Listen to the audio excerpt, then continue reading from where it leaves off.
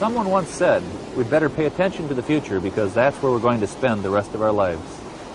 Yet too often those are just words to many people, who end up finding themselves fixed almost entirely on the present. Or they dream about the future, but they do nothing about it. And so their dreams seem at best elusive, and at worst unattainable. But to believe that about the future is a mistake. Hello, my name is Joel Barker. And we've come here to talk about why positive visions of the future are so important, even essential, to nations and organizations, to corporations and communities, to individuals young and old, to each and every one of us who want to make a difference in the world.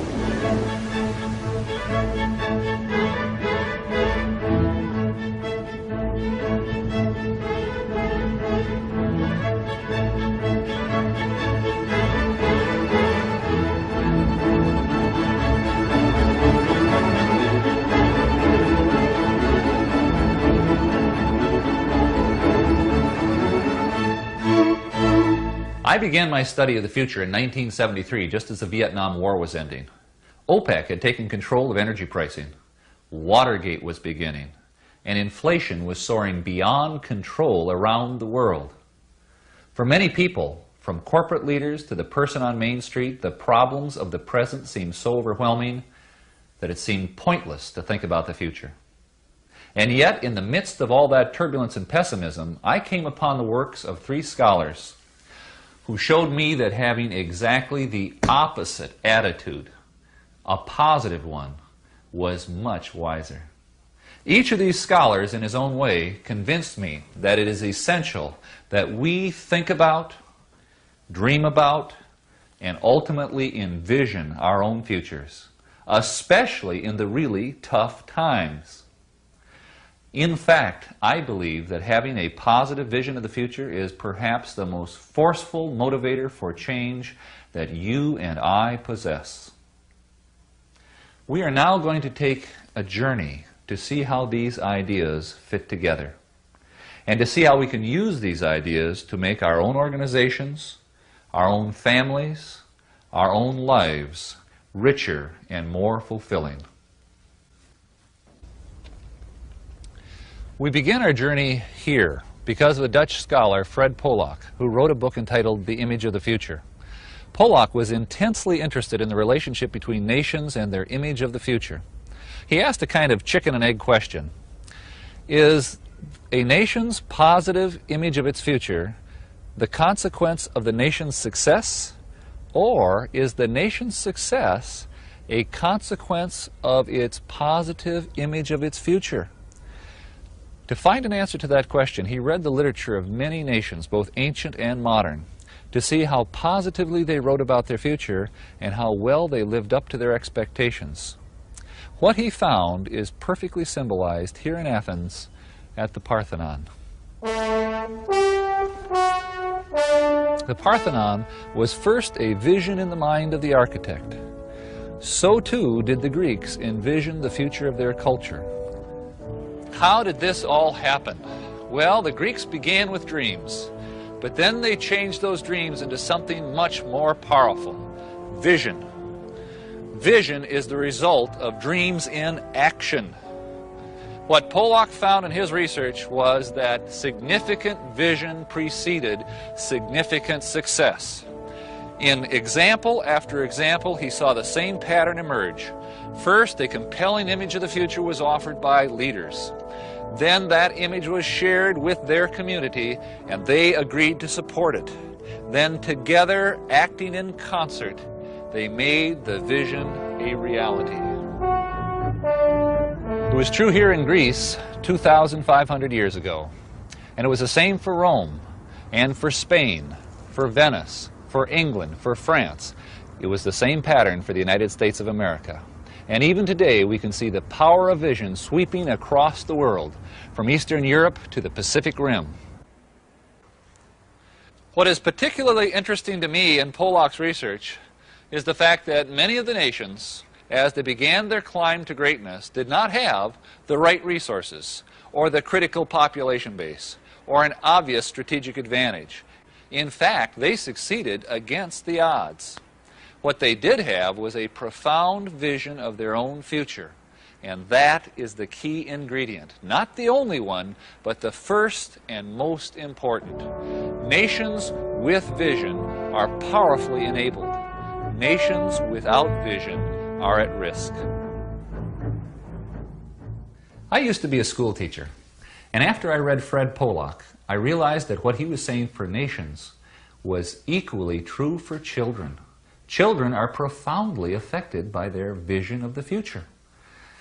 From my own experience, I'd seen a pattern. My very best students always knew where they were going, what they were going to do with their lives.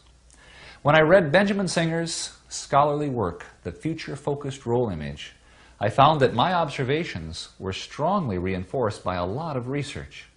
The research summarized by Singer indicated that low-performance students had almost no sense of their future. Their focus was strictly short-term, and they believed the ability to shape their future was in the hands of fate. They were personally powerless. The research also indicated that successful students had a much greater personal sense of control over their future, and they thought in time horizons of 5 to 10 years out. One thing in particular intrigued me about the research.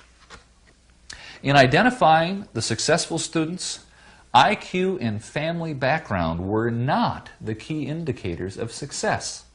Some of the most successful students came from very difficult family and social situations and did not score well on the standard IQ tests. Some of the most unsuccessful students had genius IQs and came from the best of families. So, what was the key differentiator? Vision. What all the successful students shared was a profound and positive vision of their future.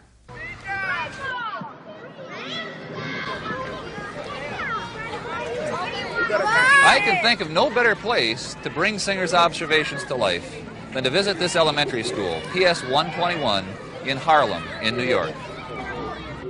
Here in 1981, Eugene Lang came to give the commencement speech. He had graduated from PS 121 in 1933 and was now a successful, wealthy, self-made man. He had a lot of concern over the problems these children faced, and so he was planning to try to instill some hope in them. But as he sat on this platform and looked across the faces of those sixth graders and their family and their friends, he realized that words alone would have little meaning. So on the spot, he changed his speech. And the changes in his speech would change the lives of those children forever. He began by making a personal connection to the children by telling them how he had been in Washington, D.C. when Martin Luther King had given his famous "I Have a Dream" speech. Then he said to those sixth graders, "Everyone must have a dream. Your dream is important. It can be your future, and education is the key to that future." He spoke to their journey through junior high and then senior high school and then on to college. But when he said college, he realized that college must seem unattainable to most of these kids. So he said to them, "And don't think for a minute you can't go to college, because you can." And then, with the family and friends listening, he promised those sixth graders that he personally would provide each and every one of them who graduated from high school a college scholarship. Here were these sixth graders thinking that they could not expect to go to college, and all of a sudden, this promise. Mr. Lang sat down to the cheers of the audience, but he knew that money alone was not going to make this happen. He would have to provide a pathway to the promise. So almost immediately, in addition to giving his money, Mr. Lang created a support structure of the teachers and parents and community to work with these students to make sure that they would realize their marvelous vision.